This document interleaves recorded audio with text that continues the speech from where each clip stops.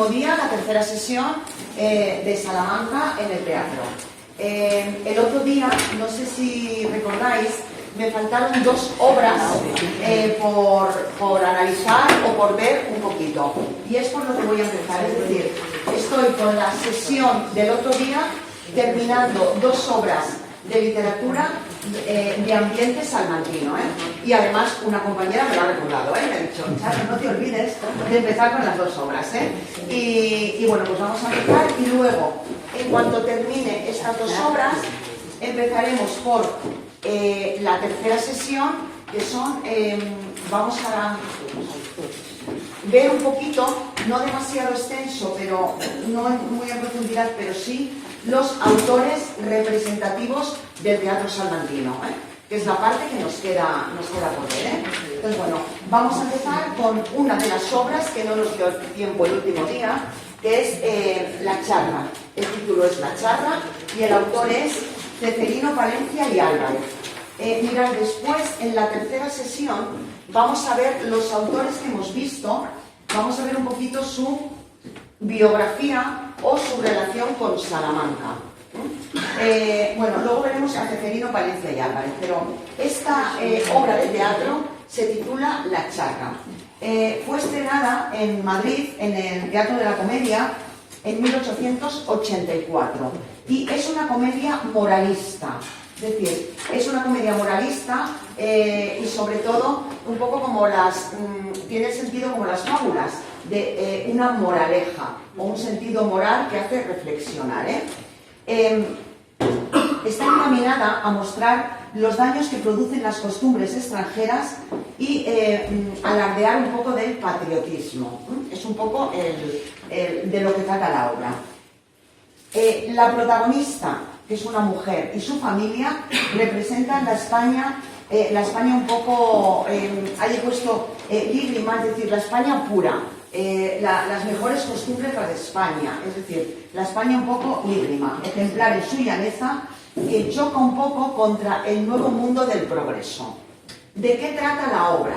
Mirad, la obra consiste en la visita que hacen a Madrid, van a visitar al senador Pedro, y en esa visita van su hermano Juan y Teresa, y proceden de Alba de Tormes, es decir, van desde Alba de Tormes a Madrid. Van vestidos con los trajes típicos charros, a ver al hermano. Y la familia madrileña se cree que es como muy progresista, que es todo mucho más moderno en Madrid que en Salamanca. Entonces desdeña un poco a sus invitados, es decir, no les trata demasiado bien por ser un poco pueblerinos de su procedencia. Entonces, La Charra, aquí luego mirad, recordáis un poquito que todas las comedias de esta época tratan un poco de enredos, sobre todo los enredos amorosos, las costumbres, y aquí el argumento de donde se parte es: Teresa se enamora de su primo Jorge y para atraerlo coquetea en el baile con un varón francés, que es el novio de su prima Adolfina, quien tiene tres pretendientes. Adolfina tiene tres pretendientes: Honorato, profesor de francés, el hijo de un marqués al que ha prometido matrimonio, y el varón francés al que realmente ama. Adolfina, ¿qué hace? Como venganza, se viste de charra, como Teresa, y aquí ya se produce el enredo, donde Jorge descubre todo el enredo de que no es Teresa, sino que es Adolfina. Jorge es rechazado por Teresa, se marcha a Londres, y Adolfina se escapa con su enamorado, el francés, ¿de acuerdo? Mirad, aquí sobre todo es una comedia moralizante, porque lo que hace es ver que las costumbres de un país o de una zona o de un localismo son importantes y que no hay que desdeñar por la procedencia. Mirad, alusiones en la... Bueno, he puesto ahí un poquito los personajes, que son Teresa, Adriana, Adolfina. Adriana es la madre de Teresa, la criada, don Juan, don Pedro. Bueno, están ahí todos los personajes que aparecen en la comedia. Mirad, menciones a Salamanca. Es muy curioso, porque luego veremos la relación de este autor con Salamanca, que fue relativamente poca. No es de los autores que hayan tenido una gran relación con la ciudad de Salamanca. Mirad, solamente hay una frase que dice Teresa: vaya, ¿sí? Y el autor, en una acotación, dice, explica al público. El vaya, palabra muy usual en toda la provincia de Salamanca y la que pronuncia con un deje especial. Es lo que vulgarmente se llama una muletilla. Y es correcto, el vaya que tenemos con todos esos sentidos, pues vaya frío, pues vaya calor, pues vaya rollo, pues vaya, ¿de acuerdo? Y mirad, el autor, él mismo, hace la acotación. ¿Recordáis, mirad, cuando hemos visto el teatro, cuando decíamos una obra de teatro es una obra de teatro, cuando hemos visto alguna novela, hemos visto algún poema, decíamos, muy importante las acotaciones que se hacen en la escena, ¿eh? Entonces, ahí lo explica, ¿eh? Y luego, otra conversación, dice, Juan dice, ¿pero cree que venimos de África, tu mujer? Y le dice, Pedro, esa es sumamente franca.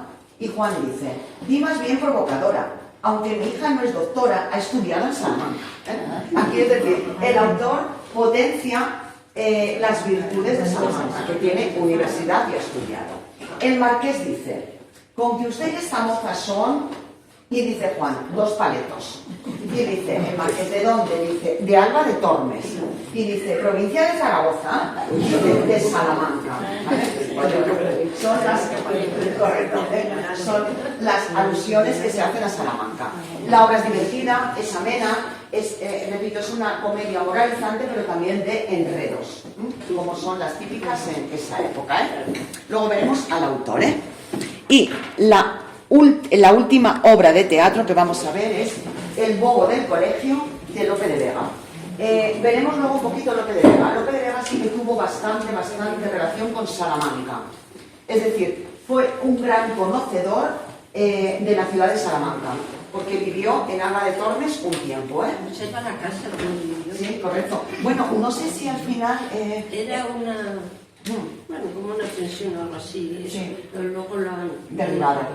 Sí, ¿no? Es que yo había escuchado que la habían derribado y la habían reformado, donde vivió Lope de Vega, el tiempo que... Pero no estoy muy segura, ¿eh? No lo sé, ¿eh? Vale, mirad, bueno, El bobo del colegio es una comedia famosa de Lope de Vega, del siglo XVII, que publicó en 1620. Es una típica comedia de enredo, de esas, la crítica también ha catalogado como comedia urbana. Cuando decimos comedia de enredo, explico ahí un poquito, es un engaño bien cumplido, y Lope de Vega era un maestro en esto, ¿eh? Con el sano propósito de divertir. Y no se renuncia a nada, es decir, en las comedias de enredo hay el disparate, el juego escénico, el disfraz, el chiste grueso, todo lo que pueda suponer para el público humor y diversión, ¿eh? Y normalmente, al final, en estas comedias de enredo, como en la que hemos visto anteriormente, triunfa el amor, siempre. Mirad, representa el enlace íntimo y paradójico entre discreción y necedad. Las dos modalidades del ingenio en relación con 2 ciudades. En la comedia aparecen 2 ciudades, Salamanca y Valencia, 2 ciudades que Lope de Vega conoció estupendamente porque vivió en ellas, ¿eh? Mirad, es una comedia urbana porque refleja las costumbres de las 2 ciudades, ¿de acuerdo? Tanto de Salamanca como de Valencia. En el caso de Salamanca es la vida universitaria y en el caso de Valencia la luz del Mediterráneo, ¿vale? Y es lo que conforma la comedia.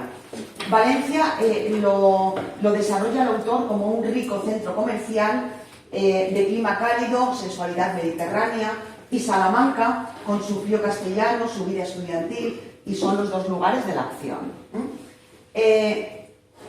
Bueno, he puesto ahí lo que he comentado antes, que Lope de Vega conoció las 2 ciudades bastante bien porque vivió en ambas, aparte de vivir en otras muchas, ¿eh?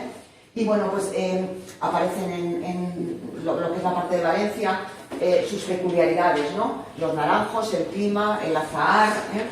Y en cambio en Salamanca aparecen los estudiantes, el manteo escolar, la beca, el bonete, bueno, pues todo lo que es la salsa picaresca de lo que era la Universidad de Salamanca, personajes, bueno, aparecen varios personajes. Los principales son sobre todo Garcerán y Fulgencia, ¿sí? ¿Vale? Y el pequeño resumen de la comedia es Un apuesto valenciano, ¿sí? Garcerán, se enamora de una joven salmantina, Fulgencia, que por circunstancias está en Valencia residiendo en casa de una tía en Valencia. La han mandado desde Salamanca a Valencia su hermano Octavio para evitar ciertas liviandades de su hermana, ¿vale? Pues tenía amoríos con otra persona.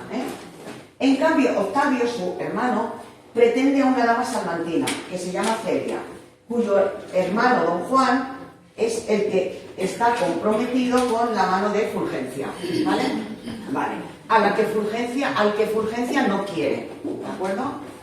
Para celebrar el casamiento de Octavio y Celia y de don Juan y Fulgencia, esta debe volver a Salamanca para casarse con su prometido. Pero ahí es donde interviene Garcerán, loco de amor, ¿sí? Entonces es el que trama un engaño para continuar en tratos con su amada. Una intriga que comienza viajando desde Valencia hasta Salamanca. ¿De acuerdo? Y bueno, ya he comentado más o menos el final. Siempre triunfa el amor. Entonces ya os podéis imaginar el final. Y, bueno, alusiones a Salamanca, bastantes. He recopilado solamente algunas. Por ejemplo, Fulgencia dice: es mi patria natural, que en Salamanca nací, y esta tristeza es cuidado de que mis tíos tendrán. Por ejemplo, ya se menciona a Salamanca.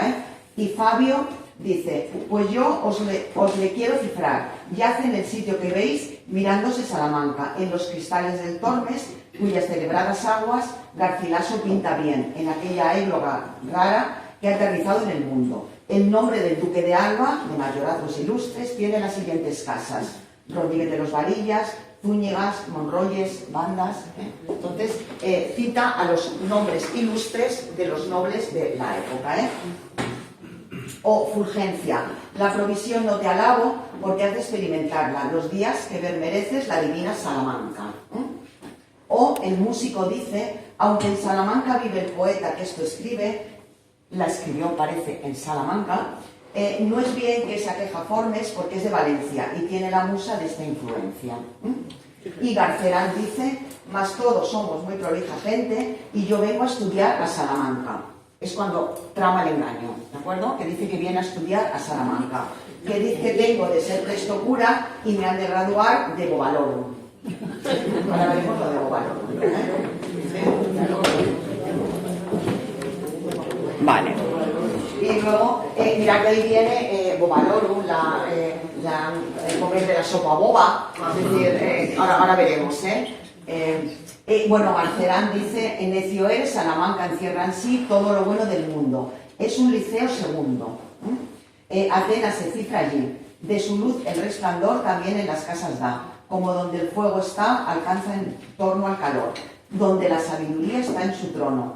Marín: ¿quién ha de ignorar que, en fin, vamos a hablar cada día 1000 aves la lengua humana porque está entre la gente? ¿Vale? Entonces, bueno, son las referencias que se hace a Salamanca. Mirad, Lope de Vega escribe esta comedia y basa este enredo en dos colegios de Salamanca. En el colegio de San Bartolomé, que era llamado el colegio viejo, ¿sí? También, correcto, muy bien, y el de Anaya, ¿vale? Que recibe el nombre por su fundador. Y mirad, había un reglamento en los colegios mayores, ¿vale? Es decir, obligaban a maestros y alumnos a mantener a un bobo, ¿sí? Todo el año. Era una de estas tradiciones de la Universidad de Salamanca. Entonces, algunos bobos tocaban instrumentos musicales para divertir a los que le mantenían. Es decir, así se ganaban un dinero. Y hubo estudiantes que se dedicaron a imitar a los bobos de San Bartolomé, ¿sí? Y lo que hacían era rondar a las damas de clase alta de la ciudad para obtener unas monedas y así poder comer la sopa boba. De ahí viene la expresión la sopa boba y el bobo del colegio, ¿de acuerdo? Es de donde viene, el bobalorum, la sopa boba y el bobo. Bueno, comedia divertida de Lope de Vega, porque bueno, Lope de Vega era un maestro, que ahora lo analizaremos un poquito, en todo lo que era el ingenio, el humor.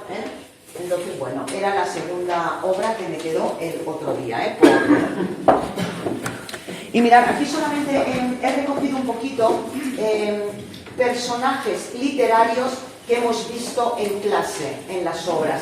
la Celestina, en la representación de Juan de la Encina de Sobre el poder del amor, los tres pastores, que eran los protagonistas, la Fénix de Salamanca, que sobre todo los protagonistas eran don Garcerán y doña Mencía, en la cueva de Salamanca, Carolano, que es el estudiante, y Leonarda, la que prepara todo el engaño a su marido Pancracio, en Obligados y Ofendidos, Pedro de Céspedes, que era el estudiante de Salamanca, el estudiante de Salamanca de Espronceda, don Félix y doña Elvira, sobre todo.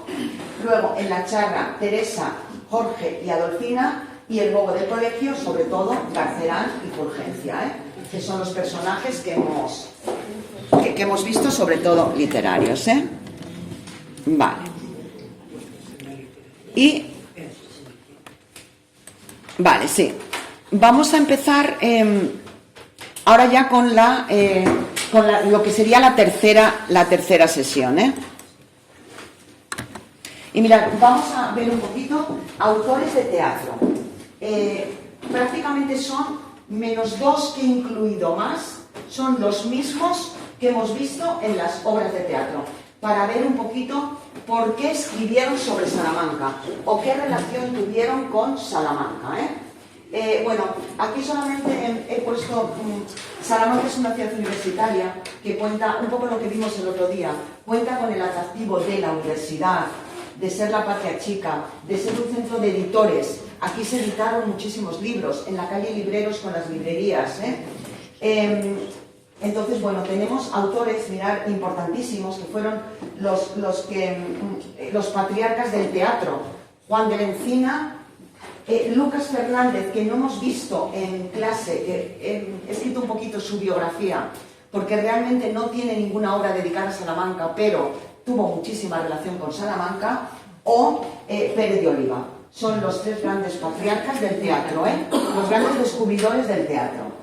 Y los tres estuvieron relacionados con Salamanca, unos más que otros. Y luego, mirad, aquí solamente he puesto, esto de aquí es un poco informativo. Sabéis que en junio se celebra en Salamanca el Festival del Siglo de Oro. Creo que este año sería la tercera edición o la cuarta. Bueno, importantísimo. Yo os animo a que no sé si participar, pero sobre todo ver el Festival del Siglo de Oro, porque muestra un poco las costumbres, la vestimenta, la gastronomía, la divulgación de la cultura de la época y sobre todo las representaciones teatrales, porque lo que se hacen son representaciones teatrales. Por ejemplo, en los años anteriores, la novela de la ilustre fregona de Miguel de Cervantes se representó en teatro, ¿sí? O, por ejemplo, las bodas de amor y honor, que son las bodas de Felipe II con su esposa María, que se celebraron en Salamanca, y hay una obra de teatro que es, lo que os he comentado, las bodas de amor y honor, que se representan en la ciudad, donde se puede ver un poquito las costumbres, cómo aconteció todo esto en la historia. Es una comedia, no es de Lope de Vega, pero sí que es una comedia de enredo lopesco. Y, por ejemplo, también el año pasado, Viaje a Lemos de Rocinante, con textos de Cervantes que se representan teatralmente. Y bueno, se puede ver también las rutas teatralizadas de historias del Siglo de Oro en Salamanca. Entonces, bueno, he puesto un poquito esto para... es en junio, entonces, bueno, pues es un evento importante para acercarse al teatro. Y bueno, vamos con autores. Bueno, el primero, voy a ir por orden, es decir, están por orden, menos dos que haré la reseña por las obras que hemos visto. Empezamos con la Celestina, Fernando de Rojas. Bueno, Fernando de Rojas, que he puesto ahí, se le ha calificado de dramaturgo, a veces, por una única obra que escribió, que fue la Celestina. No tiene más obras, Fernando de Rojas, es decir, sería más considerado como escritor, es decir, pero dramaturgo se le considera por la gran obra y la repercusión que tuvo.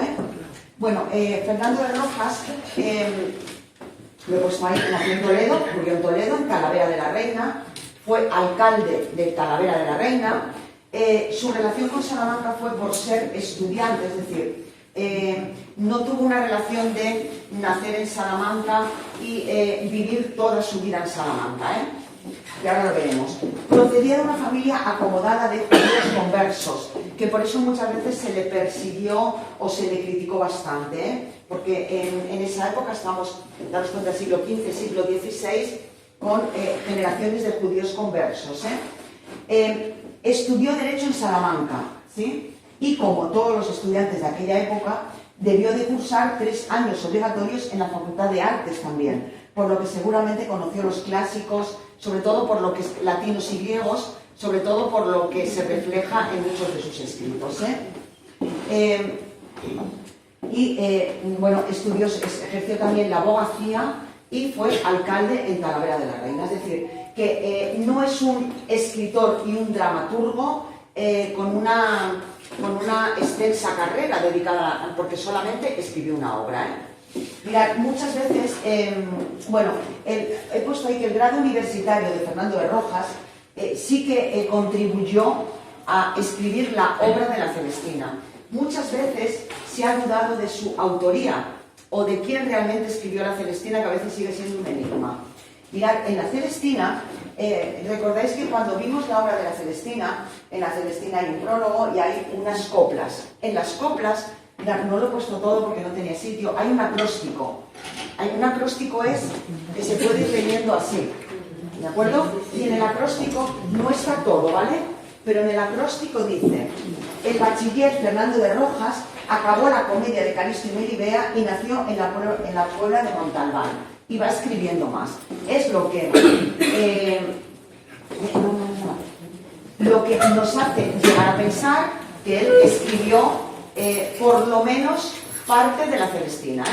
Y bueno, pues eso sería un poquito, si podéis leer la obra, en la parte de las coplas es donde viene el bachiller Fernando de Rojas. ¿Vale? Mirad, hay que tener en cuenta un poquito la grafía y la ortografía de la época. Es decir, cuando veis aquí lo del bachiller, ¿vale? Realmente con la che que no está, Bueno, Fernando de Rojas.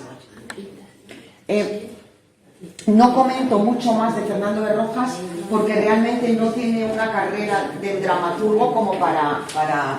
Su relación con Salamanca fue los estudios que hizo en la Universidad de Salamanca, Vale. Bueno, Juan de la Encina. Juan de la Encina realmente sí que tuvo una relación directa, estrecha, porque vivió, estudió y estuvo en Salamanca durante muchísimo tiempo, Bueno, fue poeta, músico y autor teatral del Renacimiento español. Es uno de los mayores exponentes de la música en España y se le considera el patriarca del teatro, ¿sí?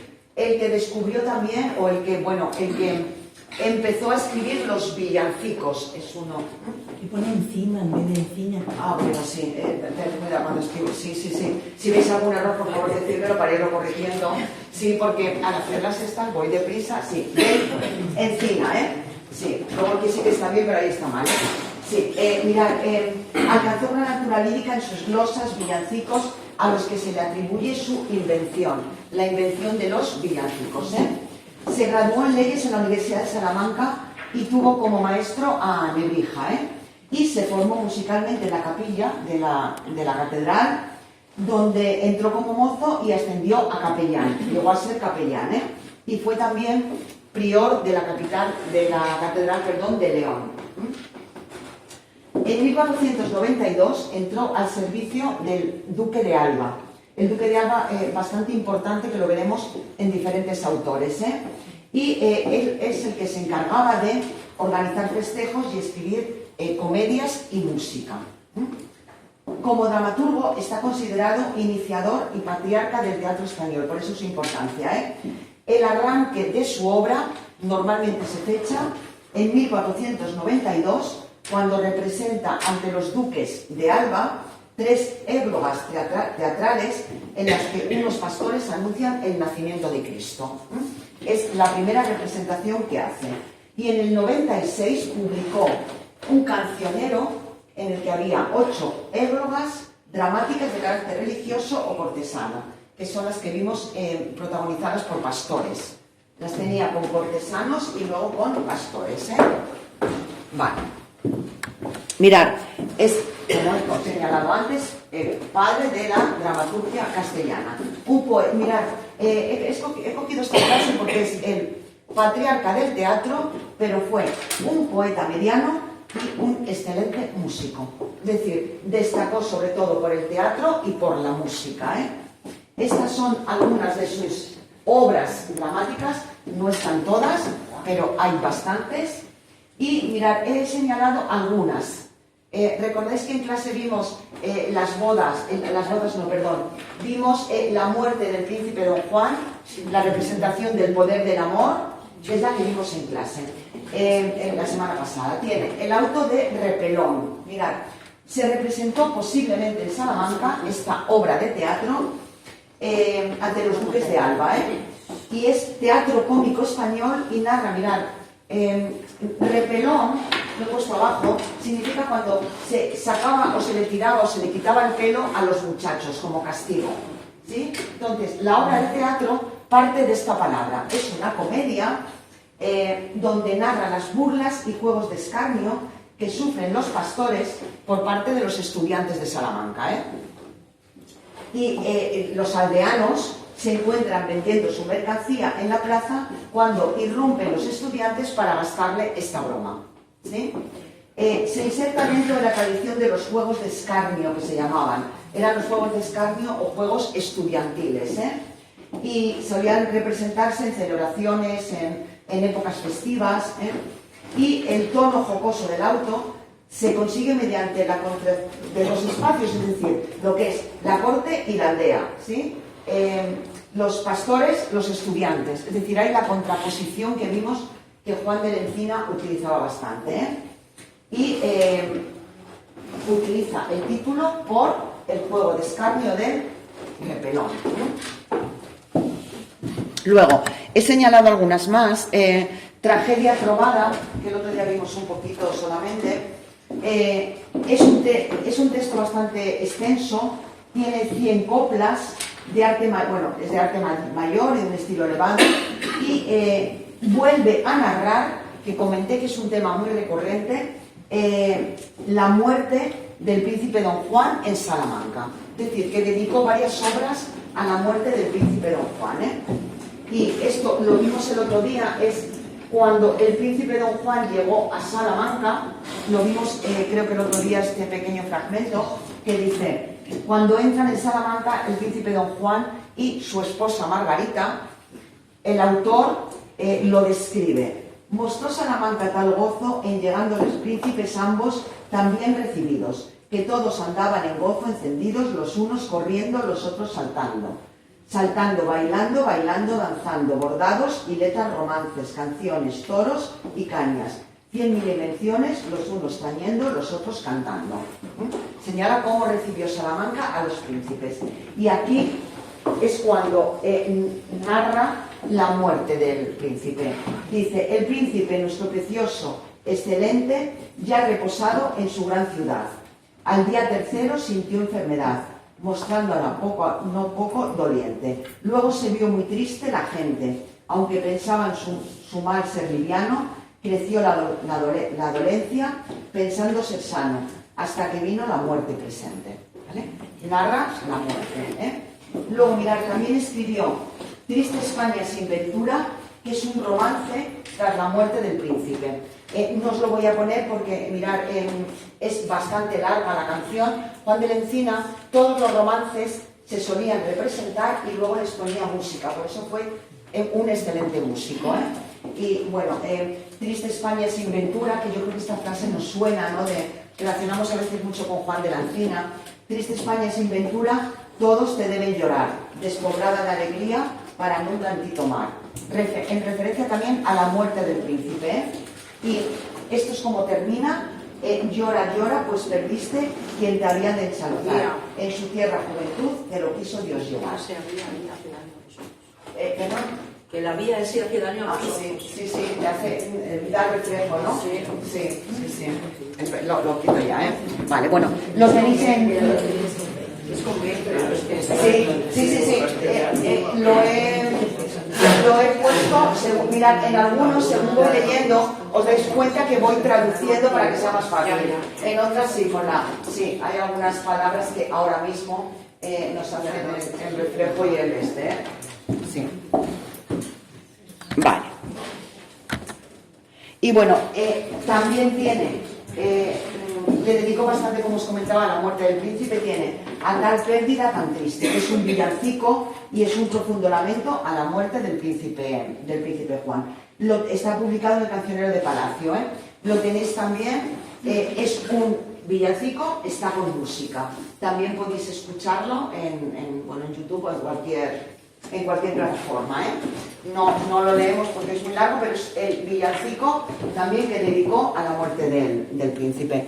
Muy relacionado, Juan de la Encina, mirad, Juan de la Encina, muy relacionado con la ciudad de Salamanca, porque estudió, porque vivió, porque estuvo muy relacionado con la catedral, con la universidad y porque escribió mucho sobre Salamanca, Es decir, es un autor bastante relacionado, Bueno, dos autores que no están, que los he añadido, porque como he comentado hay tres autores que son los considerados los patriarcas del teatro. Uno es Juan de la Encina, el otro es Lucas Fernández, que nació en Salamanca, Mirad, fue abad, catedrático, poeta y escritor teatral del Renacimiento, Fue junto a Juan de la Encina el otro gran promotor del teatro castellano, y de lo que es el teatro que se inicia en Salamanca a principios del siglo XV, a finales del XV, perdón, y principios del XVI.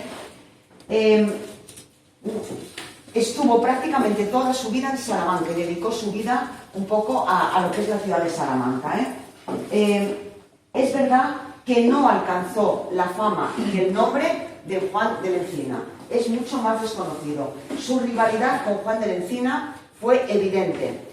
Mirad, los dos, me parece que lo he puesto aquí, se presentaron para la cátedra, para la plaza de cantor en la catedral, que había dejado en aquel momento Francisco de Torrijos. Y la plaza la consiguió Lucas Fernández. Y de ahí empezó la rivalidad con Juan de la Encina, que también se presentaba. Es verdad que no alcanzó la fama ni el nombre, pero importante por ser uno de los precursores del teatro, y figura importante en Salamanca. Mirad, su obra es un único ejemplar, es decir, se publicó en un único libro que se tituló Farsas y églogas al modo y estilo pastoril y castellano, y se imprime en Salamanca en 1514. Es la obra, la única que tiene, donde se recoge toda su obra, Y bueno, muchas de sus obras y sus piezas fueron representadas en la Catedral de Salamanca, Personaje también importante, Y mirad, luego, el último que he recogido, que no está ahí, es Pérez de Oliva, porque es verdad que, bueno, nació en Córdoba, murió en Valladolid, fue ingeniero, un humanista muy importante, uno de los humanistas más importantes en España. Fue catedrático de Filosofía y Teología y rector de la Universidad de Salamanca. Muy poquito tiempo, no sé si llegó a 2 años, pero fue rector de Salamanca. Precursor también del teatro. Lo que pasa que Pérez de Oliva no relaciona tanto sus obras de teatro con la ciudad de Salamanca, sino que son obras mucho más filosóficas. La obra más conocida de Pérez de Oliva es Diálogo de la dignidad del hombre. Es su obra más conocida. En el Diálogo de la dignidad del hombre tiene, en esa época era cuando se pasaba del latín al romance, es decir, todavía escribir en latín era, sobre todo, se escribía en latín en leyes, era como el idioma culto. El romance era el idioma vulgar, ¿sí? El castellano, perdón, el romance o el castellano era el idioma vulgar. Y Pérez de Oliva fue un gran defensor del castellano. En su Diálogo de la dignidad del hombre hay frases que tiene muy importantes defendiendo el uso del castellano en todas las disciplinas.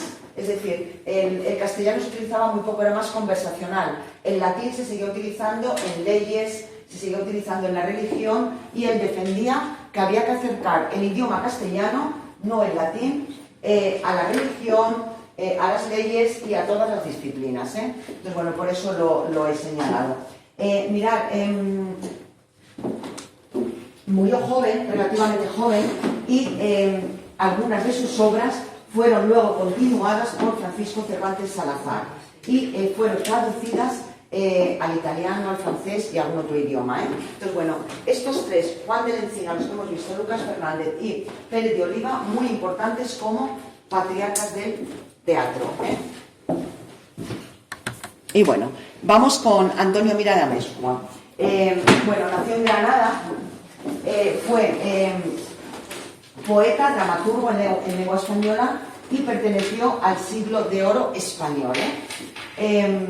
Empezó la carrera eclesiástica, llegando a ser capellán de la Catedral de Granada. Sí, yo creo que sí, ¿verdad? Vale. Y en la Universidad de Granada se licenció en leyes y luego viajó a Salamanca, donde se licenció muy rápido en teología. Y empezó a firmar, a partir de terminar sus estudios en Salamanca, empezó a firmar como doctor Mira de Amezcua. Fue uno de los dramaturgos más notables del siglo de oro, pero muy olvidado. Es decir, no ha sido, mirad, o llegó a ser tan importante en su obra como autores como Calderón de la Barca, como, bueno, Lope de Vega es muy difícil, no igualar a Lope de Vega, pero no llegó a tener ningún reconocimiento en su época. Y en palabras, por ejemplo, de un filólogo dice: se mantuvo encaramado durante más de 30 años en el muy alto y polémico candelero literario de la corte madrileña. Y Lope de Vega lo definió como insigne ingenio en letras divinas y humanas. Y no ha pasado a la historia de la literatura española como uno de los grandes dramaturgos. Sería uno de los grandes olvidados del teatro. Mirad, el repertorio del autor consta con obras que representó para ser representadas como en esa época, en diferentes escenarios. Eran comedias destinadas a las corralas, para realizar en la corte, sobre todo muchas se representaban en la corte, o en autos sacramentales, o en fiestas como el Corpus Christi, o fiestas de marcado carácter religioso. En 1602 conoce a Lope de Vega, y entonces siente admiración por Lope de Vega y sus obras se intensifican, es decir, empezó a escribir mucho más. Mirad, tiene comedias como Las desgracias del rey Alfonso, Cuatro milagros de amor, La hermosura de Félix, el primer conde de Flandes, la flor de lis de Francia, Las grises de Francia, y recordáis La Fénix de Salamanca, que habíamos visto con él. Es un autor prolífero. Mirad, he señalado un poco sus obras porque escribió bastante. Es decir, tiene autos sacramentales, comedias palatinas, Capa y espada, que vimos en clase, La Fénix de Salamanca. Su producción es bastante extensa. Escribió mucho, es decir, tiene una gran complejidad a veces en la forma de escribir, pero luego sus comedias se entienden bastante bien. Y tiene elementos como el enredo, que son concepción básica que copió de Lope de Vega. Pero mirad, es una obra relativamente extensa y un dramaturgo relativamente olvidado o no reconocido desde el siglo XVIII hasta la actualidad. Es decir, se le reconoció en su momento, pero no se le reconoció posteriormente. Bueno, Cervantes. Bueno, Cervantes podríamos dar una clase solamente de Cervantes, pero bueno, he señalado lo más importante. Bueno, la biografía, novelista, poeta, dramaturgo, soldado, es considerado una de las máximas figuras de la literatura española y universal. Faltaría ahí lo de universal. Mirad, en sus años de juventud ya está documentado en algunos textos la afición que tenía por el teatro. Y es curioso porque Cervantes no... Es decir, es mucho más reconocido como novelista que como dramaturgo, pero su afición ya la demostró bastante joven.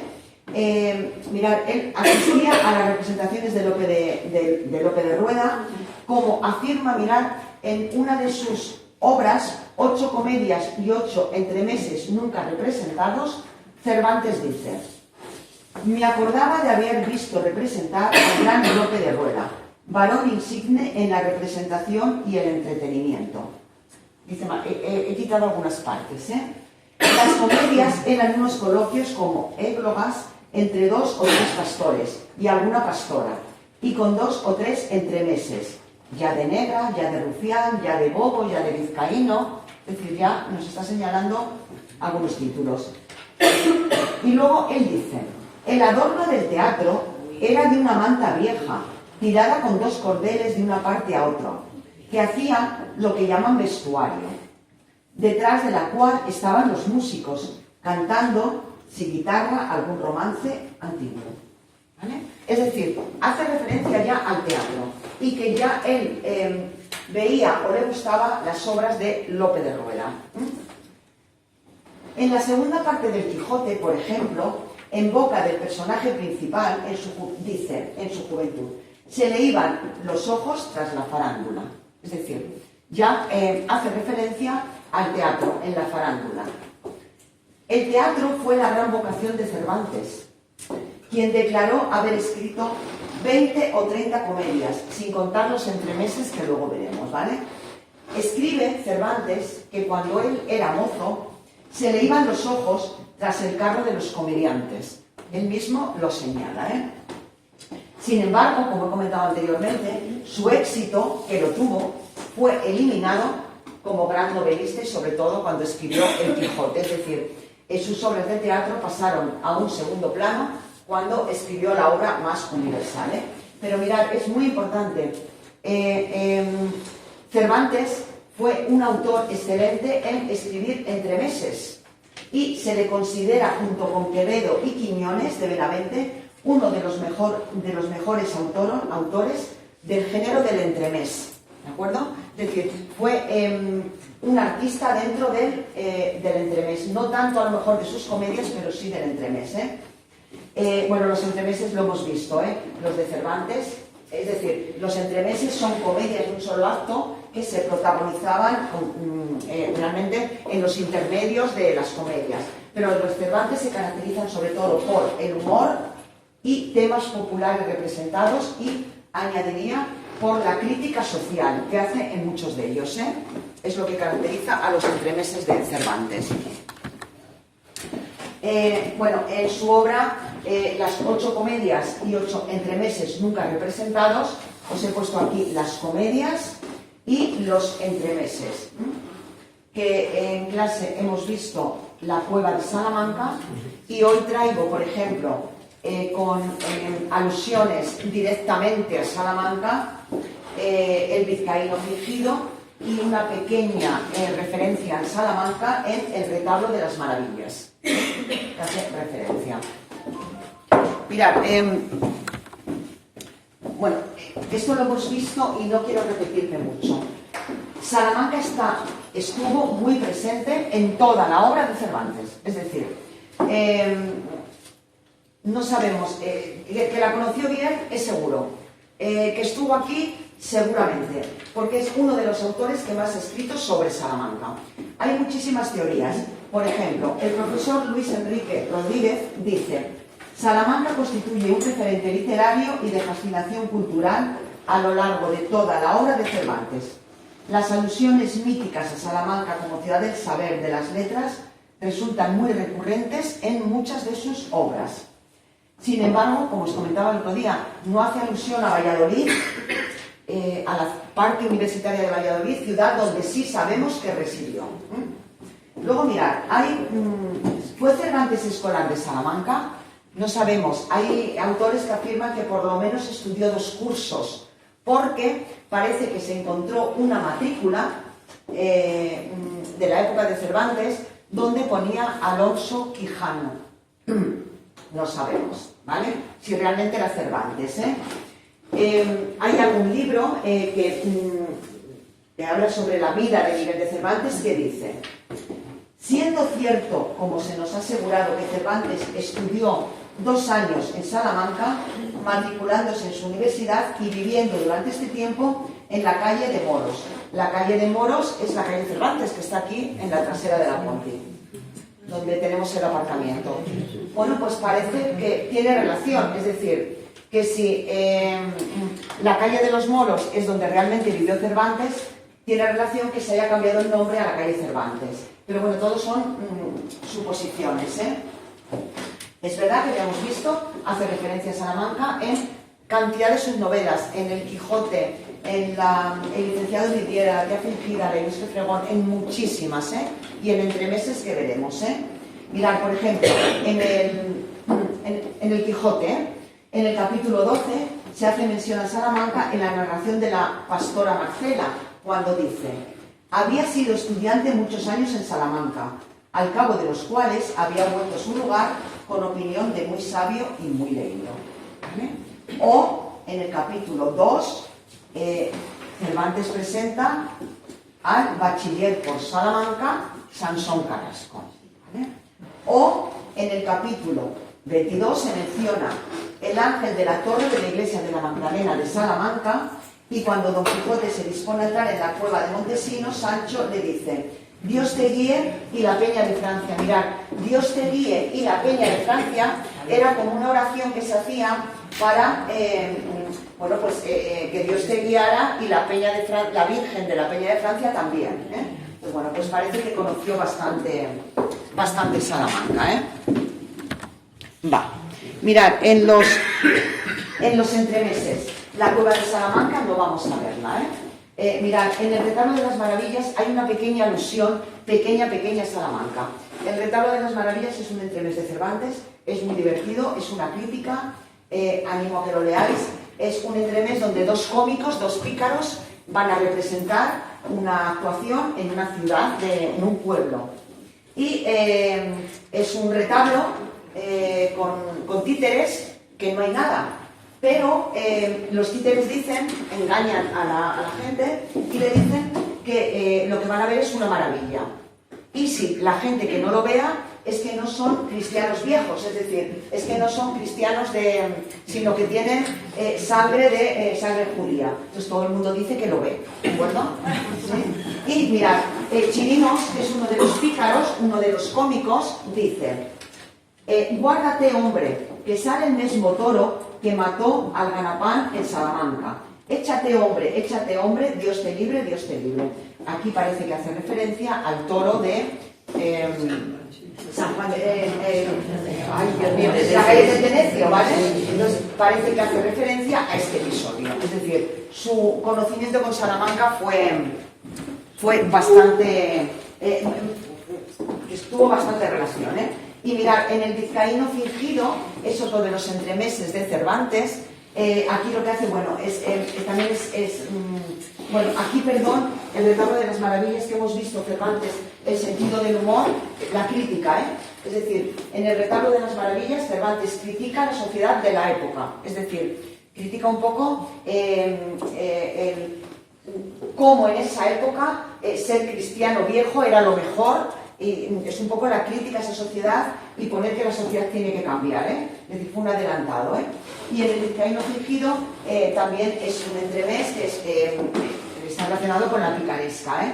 Y lo que hace es un salmantino se hace pasar por vizcaíno, ¿de acuerdo? Entonces es un poco también el humor con las diferencias de los personajes y sobre todo las dificultades de la gramática castellana que un vizcaíno no domina como un salmantino, ¿vale? Entonces es un entremés cómico donde hay, los enredos, la picaresca, ¿eh?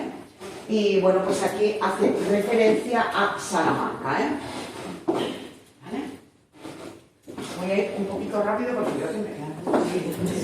Vale. Pero bueno, es que sepáis bastantes referencias en dos obras de teatro. Bueno, rápido tampoco, ¿eh? Vale.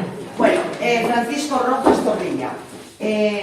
Mira, su relación con Salamanca, que bueno, lo vamos a ver aquí, es porque estudió en Salamanca, pero realmente no tuvo, es decir, no hay tantas referencias en sus obras a la ciudad de Salamanca, sí que en algunas, y no vivió tanto tiempo en Salamanca. Pero es importante mirar, fue dramaturgo español, es de la escuela de Calderón de la Barca, estudió en Toledo y en Salamanca y sobre todo vivió en Madrid. Una de sus comedias es la homónima, igual que la de Cervantes, con el mismo título, Persiles y Segismunda. Es una de las más conocidas del autor. Representó muchas de sus comedias en la corte, es decir, fue uno de los dramaturgos que llevó sus obras de teatro a la corte, y sobre todo la llevó en la corte de Felipe V e Isabel de Borbón. Mínimo 12 de las obras fueron representadas en la corte. Publicó sus comedias en dos partes, es decir, como en dos volúmenes. Uno lo publicó en 1640 y otro en 1645. Nosotros en clase hemos visto Obligados y Ofendidos y El Gorrón de Salamanca, ¿recordáis? ¿Sí? Sí. Entonces, bueno, pues realmente no hace tantas alusiones. En la obra que realmente hace alusión a Salamanca es la que vimos en clase, que es Obligados y Ofendidos, que recordéis que estaba Pedro Céspedes, que era el estudiante de Salamanca, uno de los protagonistas. Vale, mirad, la temática de sus comedias, de sus obras, es variada. Hay mitológicas, dramas de honor, de costumbres, autos sacramentales, también comedias de santos, de figurón. Por eso recordáis cuando hemos visto el título que vimos, es uno de los subgéneros dramáticos del siglo de oro a partir de las comedias de capa y espada. Y los figurones son personajes cómicos, grotescos, es decir, que rozan un poco la burla. Y dejó 70 comedias, 15 autos sacramentales y 2 entremeses. Y destacó tanto en el drama como en la comedia. Un poquito su obra y su relación con Salamanca por estudiar en Salamanca. Bueno, Torres Villarroel. Bueno, autor, aquí vemos como Juan de la Encina, es decir, una relación directa con Salamanca. Nació en Salamanca, murió en Salamanca y tuvo muchísima relación con Salamanca. Fue escritor. Bueno, yo creo que podríamos estar aquí como media hora diciendo todo lo que fue. Pero bueno, fundamentalmente fue escritor, poeta, dramaturgo, médico, matemático, sacerdote a los 52 años y catedrático de la Universidad de Salamanca por medicina. Fue un hombre muy culto debido a su gran curiosidad. Junto con su fisonomía extraña y rara, provocaba o que lo amaras o que lo odiaran. ¿De acuerdo? Es decir, provocaba sentimientos encontrados, no solamente por su fisonomía, sino también por su carácter, que ahora lo veremos. Fue conocido por casi todo el país de su época, y a pesar de ser un hombre callado, cada vez que hablaba, iba a decir la liaba, cada vez que hablaba y opinaba, provocaba el escándalo a los demás. Se burló de todo lo que pudo, ¿sí? Siempre con aire desenfadado y provocando a veces odios o envidias, ¿sí?, que lo llevaron a varios destierros. Tuvo bastantes destierros en Portugal. Estudiante, fue pésimo estudiante, fue desterrado, bueno, fue por todas sus problemáticas. Su personalidad queda reflejada en sus escritos, sobre todo en una obra que tiene autobiográfica, Vida, ascendencia, nacimiento, crianza y aventuras del doctor Don Diego de Torres Villarroel, catedrático de prima de matemáticas de la Universidad de Salamanca. Este es el título, ¿vale? Ahí refleja un poco toda su vida. Mirad, en sus desmanes, bueno, he puesto ahí, en sus desmanes en Portugal, en uno de sus destierros, fue bailarín, torero, alquimista, soldado, matemático, estudiante de medicina, curandero, astrólogo y adivino. Mirad, adivino, sí. Mirad, por la época no, ¿vale? Pero podría haber sido considerado uno de los grandes humanistas que se dedicaban a todo. Mirad, adivino. Mirad, él publicaba almanaques, que es lo que le dio dinero. Y en los almanaques hacía predicciones. Y bueno, mirad, es curioso. Hizo predicciones, por ejemplo, del motín de Esquilache, en partido de puesto, y de la Revolución Francesa. Es curioso. Escribió esto: cuando los 1000 contarás, con los 300 doblados y 50 duplicados, con los 9 dieces más, entonces tú lo verás. Mísera Francia, te espera tu calamidad postrera, con tu rey tu delfín, y tendrás entonces su fin, tu mayor gloria primera. Lo publicó en 1724. Mirad, y esto se llama serendipia. Serendipia es, si vais contando los números, 1350, sale en 1790. La Revolución Francesa fue en 1789, creo. Bueno, curioso como menos, ¿vale? Curioso como menos. Ahí lo dejo, ¿eh? Es un poco, bueno, pues una de sus... Voy a continuar un poco más con él, ¿eh? Vale. Mirad, para que veáis un poco su carácter. Él escribió en el prólogo de Correo del Otro Mundo, decía: yo no escribo para que aprendas, ni te aproveches, ni te hagas docto. Pues a mí, ¿qué se me da que tú seas estudiante o albañil? Yo escribo porque no tengo dinero ni dónde sacarlo. ¿Vale? Y luego, era muy atrevido, es decir, no le importaba lo que decía, ¿eh? Y con los almanaques que publicaba, y que en los almanaques hacía las predicciones de adivino, dijo, en 1738, con sus almanaques, le dijo a los escritores: han de morir de hambre y de envidia al saber que Torres supo juntar el año pasado 15.000 reales con sus majaderías, sin petardear con las dedicatorias ni mendigar adelantos a los impresores, ¿vale? ¿Sí? Entonces él decía que, bueno, que realmente ganaba más dinero publicando sus almanaques y sus predicciones, que a veces se cumplían, a veces no, que teniendo que estar lidiando con los editores o escribiendo las dedicatorias a sus libros, ¿eh? Vale, bueno, este era Diego Torres Villarroel. Su producción de teatro y su producción es muy extensa también, ¿eh? Escribió muchísimo, ¿eh? La producción de teatro está recogida en un libro que se publicó en 1752 y mirad, tiene zarzuelas, villancicos, entremeses, sainetes, y mirad, fue un gran conocedor de Salamanca. En todas sus obras prácticamente está reflejada Salamanca, ¿eh? En todas sus obras. Mirad, por ejemplo, uno de sus sainetes, el poeta, ¿sí? Mirad, aquí lo que hace es, él mismo es uno de los personajes, y lo que hace es, con una compañía teatral, venderle sus obras de teatro para representarlas en Salamanca, que realmente se representaron en el Teatro Bretón. Lo que era, bueno, primero fue el Teatro de la Comedia y luego fue el Teatro Bretón, ¿eh? Y siempre hace referencia a Salamanca, ¿eh? Él dice que de Salamanca, en lugar donde hay escuela, siempre hay de estos calandrajos, ¿eh? En todas sus obras, ¿eh? Mirad, otro sainete, La caverna de la puerta de Villamayor, ¿vale? Es un sainete que habla sobre Villamayor, una tabernera y un estudiante, ¿eh? Otro, por ejemplo, La fiesta de los gallos y enfermos en la Aldehuela.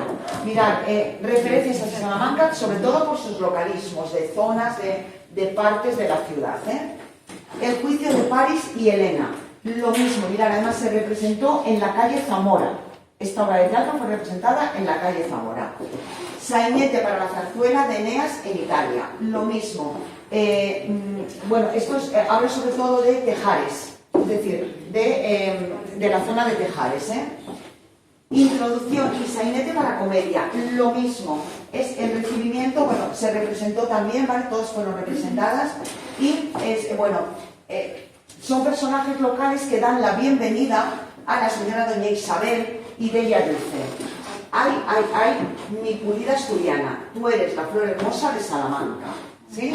Es decir, en todas hay referencias a Salamanca, ¿eh? Sobre todo por eso, por localismos, por zonas, por lugares. Sí. Y tiene una obra bastante extensa, ¿eh? Torres Villarroel, si podéis leer su biografía, es un personaje muy, muy interesante.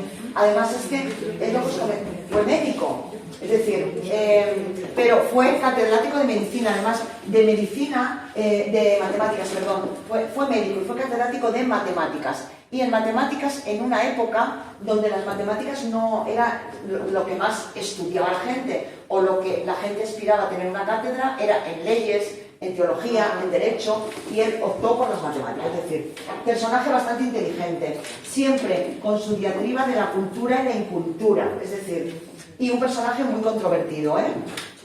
Vale, luego mirad, Espronceda. De Espronceda voy a comentar poco, porque Espronceda, es verdad, su relación con Salamanca, no tenemos constancia de su relación con Salamanca, no estudió en Salamanca, que tengamos constancia. Lo que sí tuvo algún tipo de relación con Salamanca cuando escribió El estudiante de Salamanca, ¿eh? Bueno, es el poeta más importante del romanticismo, ¿eh? ¿De acuerdo? Y luego he puesto Ceferino, Palencia y Álvarez, dramaturgo y empresario de teatro español. Mirad, personaje interesante, tener cuidado no confundirlo con Ceferino, Palencia, Álvarez y Tubau, que fue su hijo, que fue también escritor, crítico teatral y que tuvo que emigrar a México por problemas políticos, ¿eh? Mirad, fue dramaturgo, empezó la carrera de medicina, pero el inesperado éxito de sus comedias le hizo abandonar medicina y se dedicó al teatro. Creó su propia compañía y con su mujer, que era actriz, que era María Álvarez Tubau, se dedicaron al teatro. Ella representaba la mayoría de sus obras y él escribía las obras. Tuvieron muchísimo éxito, ¿eh? Sus obras se insertan en la comedia. La comedia, como hemos visto anteriormente, cuando hemos analizado su obra, moralizante, ¿eh? Y escribió, bueno, nosotros hemos visto La Charra, pero escribió bastantes comedias y con muchísimo éxito, ¿eh? Y un segundo. ¿Sí? Bueno, un segundo. Termino con Lope de Vega, ¿vale? Lope de Vega. No es comparable con Torres Villarroel, pero biografía interesante la de Lope de Vega. Muy interesante. Mirad, es uno de los poetas y dramaturgos más importantes del siglo de oro español, ¿eh? Por la extensión de su obra y porque es uno de los más prolíficos en la literatura universal, es decir, es muy extensa toda su obra, ¿eh? Llamado Fénix de los ingenios y monstruo de la naturaleza por Cervantes, ¿eh? Renovó la fórmula del teatro, llevó el teatro al público. En su época de madurez y reflexión tanto personal como literaria es cuando llegó a Alba de Tormes. Mirad, Lope de Vega fue también desterrado bastantes veces. Vivió en varias ciudades. Vivió sobre todo Sevilla, Salamanca, Madrid, Valencia y luego tuvo destierros. Mirad, en Alba de Tormes lo fue acogido por el duque de Alba. Fue exiliado, bueno, Lope de Vega tiene una vida muy interesante, es decir, se casó bastantes veces, tuvo como 15 o más hijos legítimos e ilegítimos, tuvo bastantes relaciones y una de sus relaciones con Elena Osorio, una mujer casada, estuvo con ella, ¿vale? Ella estaba casada, tuvieron una relación y cuando la relación terminó, a Lope de Vega no le gustó y escribió de ella: una dama se vende a quien la quiera, en Almonera está, ¿quieren comprarla? Su padre es quien la vende, que aunque calla, su madre la sirvió de pregonera. Por estos versos fue desterrado de Madrid y se vino a Alba de Tormes, ¿sí? Entonces, bueno, un poco esto, ¿eh? Y Salamanca fue una gran musa para el escritor. Mirad, hemos visto El bobo del colegio, pero tiene La limpieza no manchada, ¿eh? Que se lo dedica en muchas partes de la Universidad de Salamanca, ¿eh? La más bella ciudad que estás mirando, que un gallardo pintor habla del Tormes, ¿eh? Y luego mirad, como estuvo con el duque de Alba, conoció parte de las Batuecas y las Urdes, ¿de acuerdo? Tiene obras donde hace referencia a estas zonas de Salamanca. Por ejemplo, en la comedia Las Batuecas del duque de Alba dice: ¿cuánto ha sido posible habemos hecho? Por el camino fue de Salamanca hasta Fuentefinaldo, es decir, conocía perfectamente la misma, ¿eh? Y en La Serrana de la Vera lo mismo. Yo llegué a Salamanca con la gente castellana, extremeña o andaluza. O García dice: después que de la carrera de aquel caballo que a España fue de Troya, mirad, que él se compara un poco, es decir, aquí dice: después que de la carrera de aquel caballo que a España fue el de Troya, pues ha sido de gran desdicha causa, quedó el príncipe don Juan tan enfermo en Salamanca de su mala vida lograda. Vuelve a recurrir a la muerte del príncipe don Juan, y él se compara a veces con su destierro en Salamanca. Pues bueno, Lope de Vega, vida bastante interesante, sacerdote también, es que, bueno, bastante difícil. Y sobre todo, mirad, en Lope de Vega destaca mucho su vida personal unida a la parte literaria, toda donde se relaciona. Creo que es el mejor dramaturgo de, bueno, yo diría que en España, pero del siglo de oro, indudable. Problemas con Cervantes, ¿de acuerdo? Y quizá, no problemas con Cervantes, es decir, Cervantes quizá no llegó a triunfar tanto en el teatro porque Lope de Vega le eclipsó, es decir, Lope de Vega llegó a hacer un teatro que revolucionó las formas del teatro, Entonces, por eso Cervantes fue mucho más conocido como novelista, tuvo más éxito que como dramaturgo.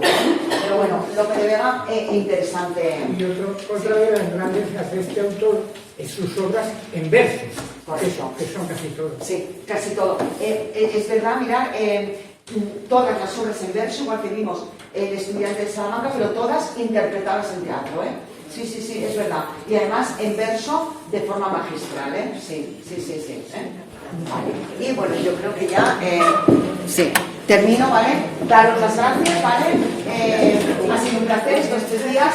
Espero que alguna obra os animéis a leer o alguna obra que no conocierais, ¿de acuerdo? Pues gracias.